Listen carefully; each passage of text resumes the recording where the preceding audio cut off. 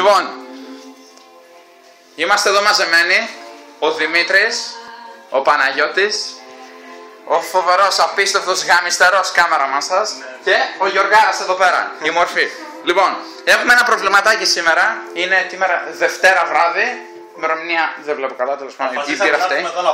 Αποφασίσαμε να έρθουμε να φάμε, αλλά το κρέας, το κυνήγι δεν μας κάνει τη χάρη να κοπεί. Οπότε για πες μας Δημήτρη, οδηγίες για το κόψιμο του κρέατος. Παίρνουμε το χουσουβάρο το τσοπρίο. Το 236, ναι. Το βάζουμε μπρος. Ναι. Μπράβο, ωραία.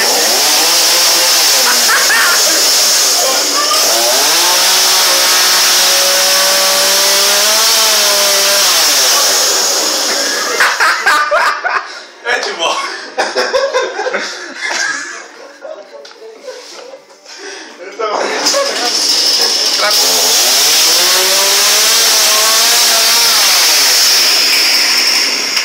Να μας τελειώσει η βενζίνη, έχουμε και έσχατη λύση.